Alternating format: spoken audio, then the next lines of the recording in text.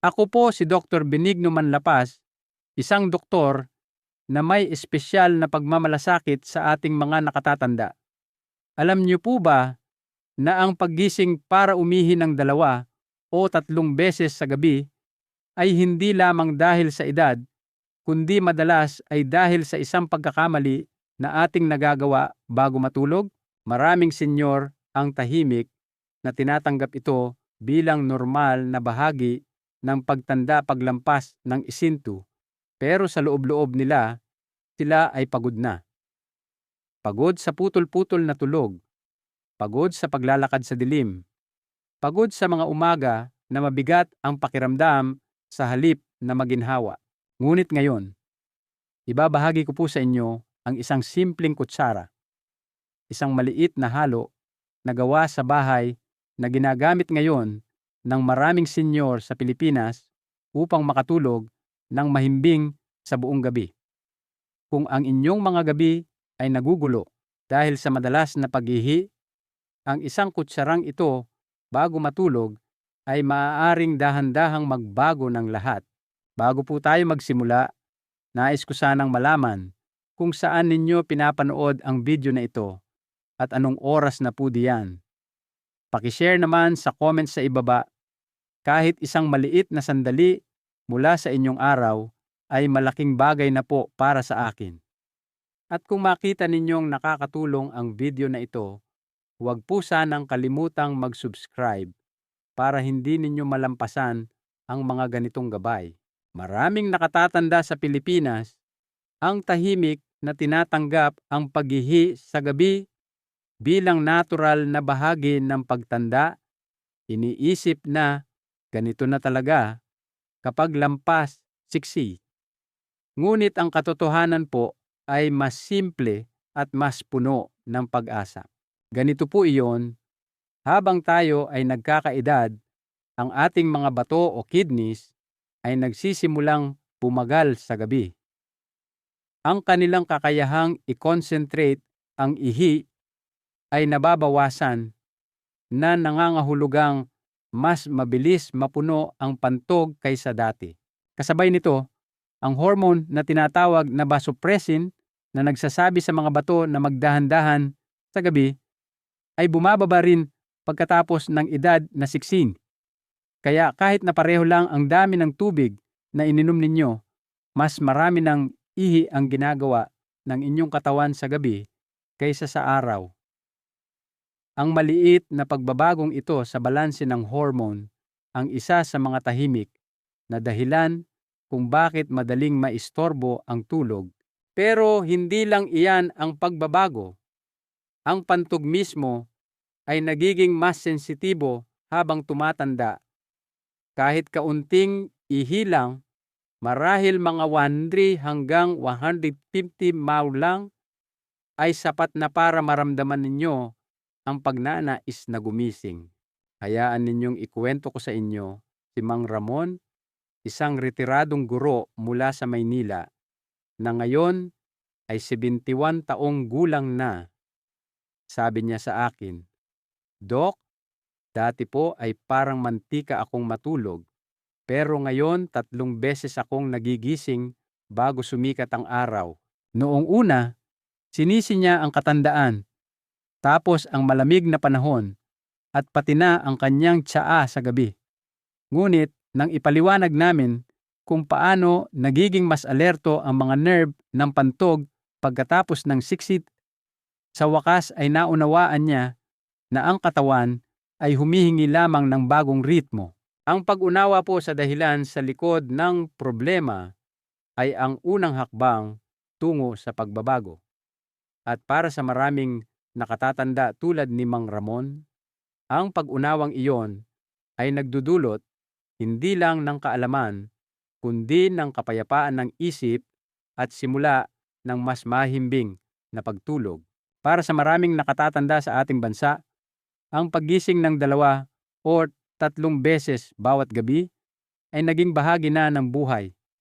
Ngunit ang hindi alam ng marami ay ang kakulangan sa tulog ay hindi lang nagdudulot ng pagod. Dahan-dahan nitong naaapektuhan ang inyong puso, isipan, at maging ang inyong kaligtasan. Ating unawain kung paano ito nangyayari upang maibalik natin ang kapayapaan sa inyong mga gabi. Kapag ang tulog ay paulit-ulit na napuputol, hindi nakakarating ang inyong katawan sa malalim na pahinga. Sa malalim na pahinga na ito, natural na bumababa ang presyon ng dugo at nagkakaroon ng oras ang puso upang makabawi. Ngunit kung ang inyong katawan ay nananatiling alerto, laging nagigising at naglalakad sa dilim, maaaring manatiling mataas ang presyon ng dugo sa buong gabi.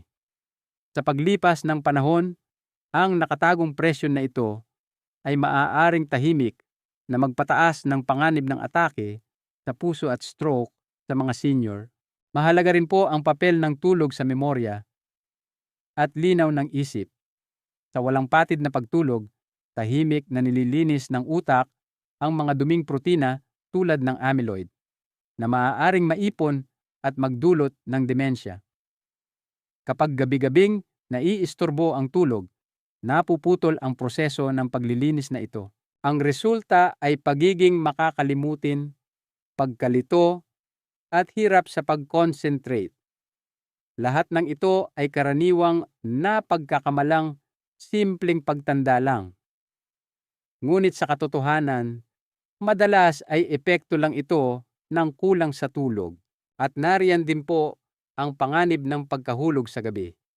Kapag bigla kayong nagising na medyo antok pa at naglalakad papuntang banyo sa dilim, mas mahina ang inyong balanse. Para sa mga nakatatandaang may pananakit ng kasukasuan, mahina ang paningin o mababang blood sugar, ito ay isang mapanganib na kombinasyon. Isang simpleng pagkadulas ay maaaring magdulot ng bali sa balakang, pinsala sa ulo, o linggo ng masakit na paggaling. Naalala ko si Aling Radha mula sa Cebu, isang mabait na ginang na 68 taong gulang na laging independent. Isang gabi, habang naglalakad nang nakayapak papuntang banyo, nadulas siya sa basang sahig at nabalian ng balakang. 3 linggo siyang nasa ospital, hindi makagalaw, at mas nasaktan ang kanyang kalooban kaysa sa kanyang mga buto. Sabi niya, "Hindi ko akalain na lolokohin ako ng katawan ko ng ganito dahil lang sa isang gabing walang maayos na tulog." Yun po ang dahilan kung bakit ang anumang solusyon para sa pag-ihi sa gabi ay dapat maging banayad sa katawan at mabuti sa isipan. Walang matatapang na gamot na nagdudulot ng pagkahilo. Walang sleeping pills na mag-iiwan sa inyong groggy sa umaga. Sa halip, ang kailangan ninyo ay isang banayad na gawi, isang bagay na natural, madali, at ligtas upang maibalik ang malalim at nakapagpapagaling na tulog. Dahil sa edad na ito, ang pahinga ay hindi isang luho. Ito ang gamot na tahimik na hinihiling ng inyong katawan bawat gabi. Sa maraming tahanang Pilipino, ang hapunan ay isang sandali ng ginhawa, isang mainit na mangkok ng sinigang, kaunting ginisang gulay, isang magaang na ensalada, at marahil isang piraso ng prutas. Ngunit iilan lamang ang nakakaalam na ang kinakain ninyo pagkalubog ng araw ay maaaring tahimik na makaapekto kung ilang beses kayo magigising sa gabi. Lalo na pagkatapos ng edad na 60, ang mga pagkaing dati ay hiyang sa inyong katawan ay maaaring nga ngayon ay kumakalaban na pala rito. Ating alamin kung paano. Ang ilang pagkain tulad ng hilaw na pipino, kamatis, mga pagkaing masyadong masabaw, at mga maasim na prutas tulad ng orange o pinya ay naglalaman ng sobrang likido o banayad na asido. Mukha silang hindi nakakasama at tila malusog pa nga, ngunit pagkatapos ng 7:00 ng gabi, maaari silang magbigay ng dagdag na presyon sa isang tumatandang pantog. Paano? Nagsisimula ito sa tinatawag na urinary pH. Ang mga pagkaing ito, lalo na ang mga maasim o makatas, ay maaaring magpababa ng pH ng inyong ihi na ginagawa itong bahagyang mas acidic. Para sa isang mas bata, maliit lang ang epekto nito.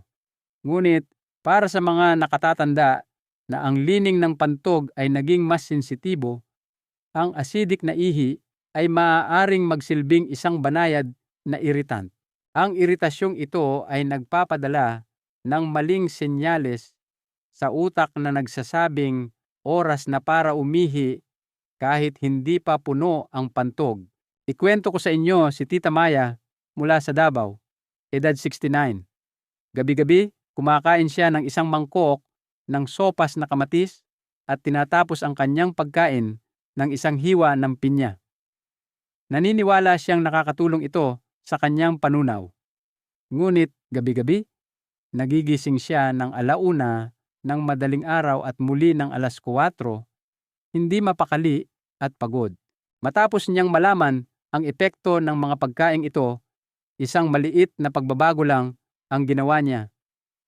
Pinalitan niya ang kanyang sopas na kamatis ng nilagang upo at itinigil ang pagkain ng prutas pagkalubog ng araw.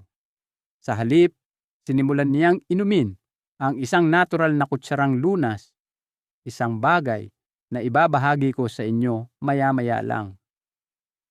Sa loob ng 1 linggo, minsan na lang siya nagigising. Sa loob ng 2 linggo, nakakatulog na siya ng 5 hanggang 6 na oras ng walang patid. Ang pagkain po ay hindi lang nutrisyon, ito ay komunikasyon. Ang kinakain ninyo sa gabi ay nagsasabi sa inyong katawan kung maghahanda na ba para magpahinga o mananatiling alerto. At isang maliit na kutsara na ininom sa tamang oras ay maaaring makatulong na alisin ang discomfort na dulot ng mga pagkakamali sa pagkain at ibalik ang kapayapaang nararapat sa inyo.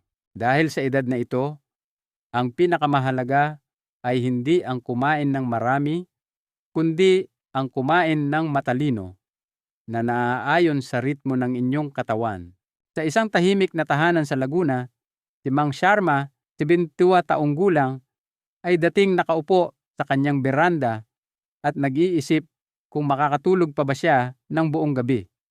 Halos 1 taon na siyang nagigising ng 2 o kahit 3 beses para lang gumamit ng banyo. Noong una, sinisi niya ang panahon. Pagkatapos, sinisi niya ang kanyang pagtanda. Sa huli, tinanggap na lang niya ito bilang bahagi ng pagtanda. Ngunit isang araw, habang dumadalaw sa kanyang anak sa Cavite, ipinakilala sa kanya ang isang simpleng lunas, isang kutsara lang bago matulog. Hindi ito gamot, hindi ito sleeping pill. Ito ay isang tradisyonal na halo na tahimik na ipinapasa sa ilang pamilyang Pilipino gawa ng may pagmamahal at karunungan. Hayaan ninyong ibahagi ko ito sa inyo. Kumuha ng kalahating kutsarita ng purong pulot pukyutan o honey. Ihalo ito sa 1/4 kutsarita ng sinangag at dinurog na buto ng methi o fenugreek. At magdagdag ng isang maliit na kurot ng luyang dilaw o turmeric. Haluin ito ng dahan-dahan sa isang ceramic na mangkok at inumin 30 minuto bago matulog nang hindi umiinom ng tubig pagkatapos. Ngayon, maaari ninyong itanong, bakit ito epektibo? Ang sagot ay nasa kung paano sinusuportahan ng bawat sangkap ang natural na balance ng inyong katawan, lalo na sa gabi. Ang honey, kapag ininom sa tamang dami, ay nagpapatatag ng blood sugar at nagpapakalma sa nervous system. Pinapakalma nito ang lining ng pantog at pinipigilan ang biglaang iritasyon habang natutulog. Hindi tulad ng matatamis na pagkain, ang purong honey ay hindi biglang nagpapataas ng inyong insulin levels. Sa halip, ito ay nagbibigay sustansya ng dahan-dahan at pantay. Ang mga buto ng fenugreek ay mayaman sa isang compound na tinatawag na diosgenin, na may banayad na anti-inflammatory properties. Kapag sinangag at dinurog, Sinusuportahan ng fenugreek ang urinary tract at binabawasan ang pamamaga sa loob ng pader ng pantog. Nakakatulong din itong pamahalaan ang mga banayad na issue sa panunaw na madalas na konektado sa discomfort sa gabi. At ang luyang dilaw, ang ating minamahal na turmeric, ay kilala sa buong Pilipinas sa kapangyarihan nitong magpagaling. Dahan-dahan nitong sinusuportahan ang balanse ng adrenal hormone at binabawasan ang tensyon sa paligid ng mga kalamnan sa pelvic area.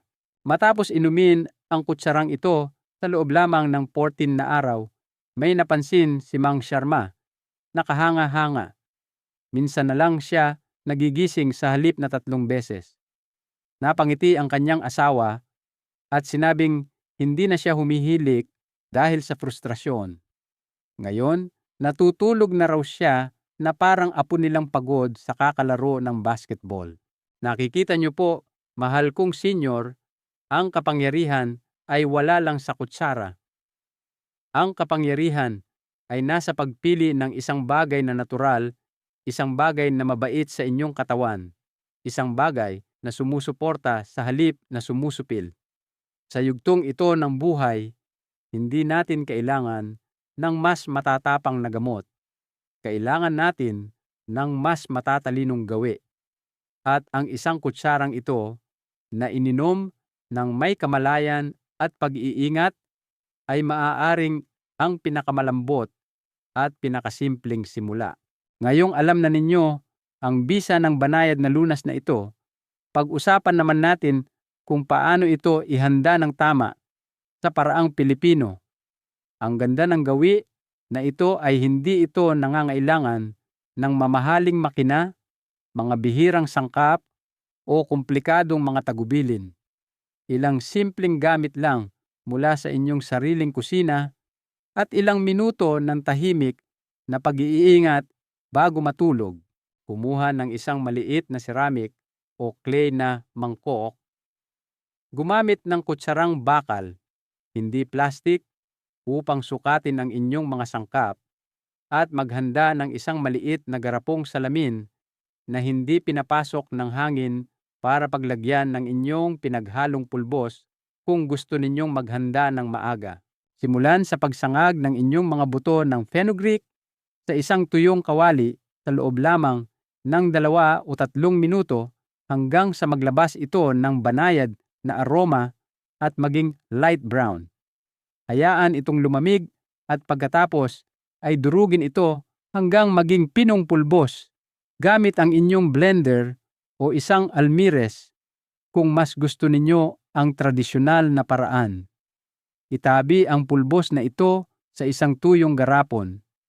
Tatagal ito ng mahigit 100 araw. Gabi-gabi, bago matulog, kumuha ng kalahating kutsarita ng purong honey sa inyong mangkok.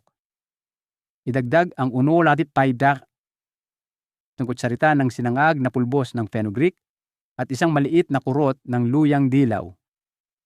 Haluin ito ng dahan-dahan ng hindi iniinit at inumin 30 hanggang 46 minuto bago matulog. Ngayon, narito ang pinakamahalagang bahagi. Huwag uminom ng tubig pagkatapos inumin ang lunas na ito. Maaaring palabnawin ng tubig ang epekto nito at mabilis na ilabas sa inyong sistema bago pa ito magkaroon ng oras na kumalma at sumuporta. Kung tuyo ang inyong lalamunan, magmumog na lang ng mas maaga, ngunit iwasang uminom pagkatapos ng kutsara. Maraming nakatatanda ang nagtatanong, paano kung may diabetes ako? Iyan po ay isang matalinong tanong. Sa kasong iyon, kumuonsulta muna sa inyong doktor bago magsimula, lalo na kung ang inyong sugar levels ay mahigpit na binabantayan o kung kayo ay naka-insulin. Gayunpaman, para sa maraming senior na may banayad na blood sugar concerns, ang natural na lunas na ito na iniinom sa maliit na halaga ay hindi nagpakita ng negatibong epekto. Ngunit, laging pakinggan ang payo ng inyong doktor at ang tugon ng inyong katawan. Ito po ay hindi mahika. Ito ay pagiging maingat. Gumagana ito hindi lamang dahil sa mga sangkap, kundi dahil sa kung kailan at paano ninyo ito iniinom. Kapag ginawa ng may atensyon at pag-iingat, ang isang maliit na hakbang na ito ay nagiging higit pa sa isang lunas. Nagiging ritual ito ng paggalang sa sarili dahil sa inyong edad, ang pag-aalaga sa inyong kalusugan ay hindi na tungkol sa puwersa. Ito ay tungkol sa pagkakasundo. Ang isang kutsarang ito bago matulog ay mabisa. Oo, ngunit kapag sinamahan ng ilang banayad na gawi, ang epekto nito ay maaaring maging mas mapayapa at pangmatagalan. Sa edad na ito, nakikinig ang katawan hindi lang sa kung ano ang inyong iniinom, kundi pati na rin sa kung kailan at paano kayo namumuhay bawat gabi. Isa sa pinakamahalagang pagbabago na maaari ninyong gawin ay ang maghapunan bago mag-alas 7 ng gabi. Ayon sa agham, ang apoy ng ating panunaw ay nagsisimulang humina pagkalubog ng araw. Ang pagkain ng gabi na ay pumipilit sa inyong sistema na magtrabaho kung kailan dapat itong naghahanda ng magpahinga. Ang huling panunaw na ito ay maaaring makaistorbo sa pantog, mag-trigger ng acidity, at mag-iwan ng mabigat na pakiramdam sa tiyan sa buong gabi. At pagkatapos ng hapunan, iwasan po sana ang gatas, tsaa, mainit na gatas, o fruit juice pagkatapos ng 6:30 ng gabi.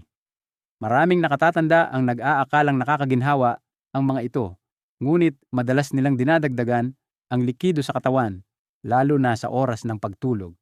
Kahit isang maliit na tasa ay maaaring magpadala sa inyo sa banyo ng 2:00 ng madaling araw. Isa pang gawi na dapat isaalang-alang ay ang inyong posisyon sa pagtulog. Subukang matulog na nakatagilid sa kaliwa na may malambot na unan sa pagitan ng inyong mga tuhod. Ang posisyong ito ay sumusuporta sa panunaw, pinabawasan ang presyon sa pantog, at pinapabuti ang sirkulasyon patungo sa puso. At ngayon, pag-usapan natin ang isang gawi na tila hindi nakakasama, ang pagpunta sa banyo para sigurado bago matulog. Bagamat tila matalino, dahan-dahan nitong sinasanay ang inyong pantog na mag-empty ng masyadong maaga.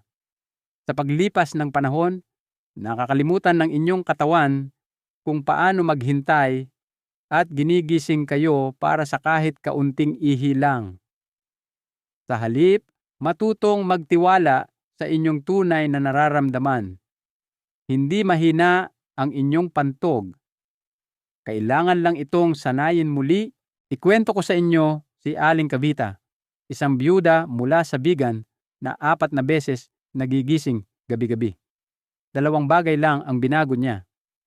Sinimulan niyang kumain ng hapunan ng 6:30 at itinigil ang pag-inom ng gatas pagkalubog ng araw. Sa loob ng 1 linggo, nakakatulog na siya ng 5 oras ng diretso. Pagsapit ng 2 linggo, gumaan ang kanyang pakiramdam at kahit ang sakit sa tuhod niya ay tila nabawasan. Sabi niya, "Akala ko sumuko na ang katawan ko sa akin. Ngayon ko nalaman na kailangan lang pala nito ng mas tamang oras." Kaya oo, mahal kong senior, ang paglalakbay na ito ay hindi tungkol sa pagdaragdag. Ito ay tungkol sa pag-alis ng mga maliliit na gawi na hindi na nagsisilbi sa inyo at pagyakap sa tahimik na karunungan na laging dala ng inyong katawan. Sa iba't ibang dako ng Pilipinas, mula sa tahimik na mga kalye ng Baguio hanggang sa masisiglang kalsada ng Vigan at mga patio ng simbahan sa Zamboanga, ang mga boses ng mga nakatatanda ay nagsasalita na ngayon ng may ginhawa. Mga boses na sa loob ng maraming taon ay bumubulong sa dilim ng gabi. Nagigising ng 2 o 3 beses, naghahanap ng banyo, naghihintay sa liwanag ng umaga. Ngunit ngayon, ang mga boses na iyon ay nagsasalita ng kapayapaan, ng pahinga, ng pagbabalik ng isang bagay na akala nila ay nawala na, ang mahimbing na tulog. Hayaan ninyong ikuwento ko si Mang Bharat mula sa Baguio, isang retiradong propesor na may mainit na ngiti. Mahigit 3 taon na siyang nagigising kada 2 oras. Iniisip na bahagi lang ito ng pagtanda. Sinubukan niya ang iba't ibang paraan, kahit itinigil ang pagkain ng prutas sa gabi, ngunit walang tumagal. Pagkatapos, sinabi sa kanya ng kanyang pamangkin ang tungkol sa natural na lunas na ito. Nagsimula siya ng may pag-aalinlangan, ngunit sinunod ang paraan ng eksakto. Sa loob ng 10 araw, minsan na lang siya nagigising. Pagsapit ng 2 linggo, natulog siya ng 5 oras nang walang patid. Sumulat siya sa akin. Sabi niya, nakalimutan ko na kung ano ang pakiramdam ng totoong tulog. Ngayon, nagigising ako na may malinaw na isip at magaan na mga hakbang mula sa vegan. Narinig namin mula kay Aling Mila, isang byuda, na kasama ang kanyang nakababatang kapatid. 5 taon siyang nakipaglaban sa mga gabing walang tulog, hindi lang dahil sa pag-ihi, kundi pati na rin sa restless legs at kabag. Pagkatapos ng hapunan, sinimulan niyang gamitin ang lunas kasabay ng paglipat ng kanyang pagkain sa 6:30 ng gabi. Ang resulta, sa loob lang ng 1 linggo, nabawasan ang kanyang pagmamadaling umihi, huminto ang pagkibot ng kanyang mga binti, at higit sa lahat, nakaramdam siya ng pag-asa. Sabi niya, sa edad kong ito, hindi ako umasa ng pagbabago, ngunit ibinalik ng 1 kutsarang ito ang aking mga umaga.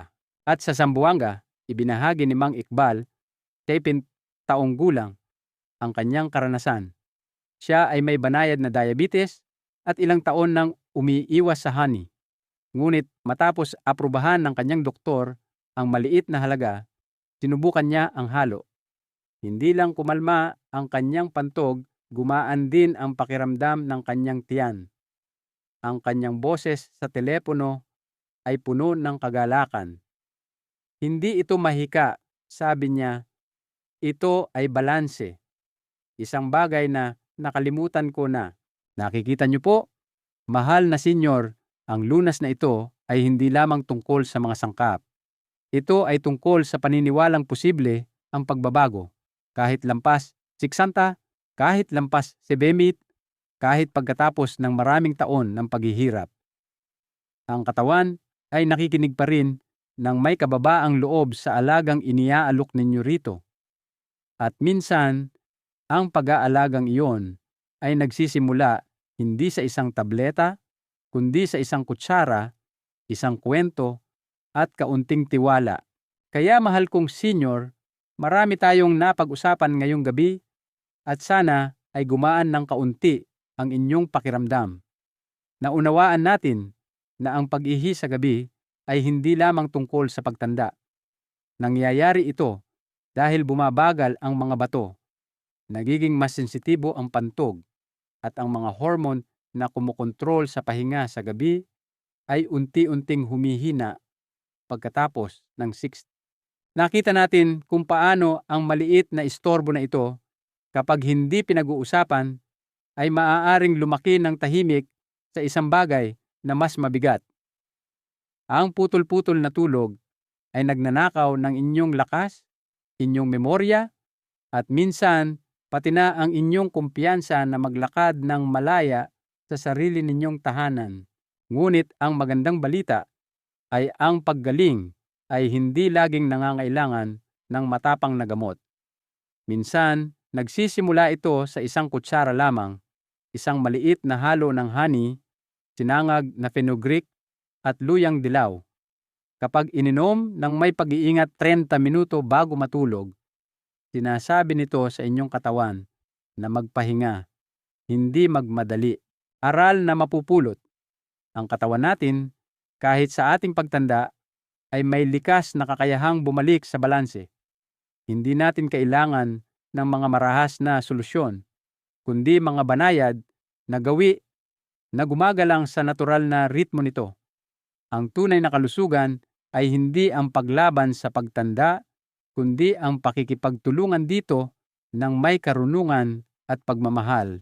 Kung mayroon sa video natin ngayon na nakaantig sa inyo, inaanyayahan ko kayong ibahagi ito sa comments.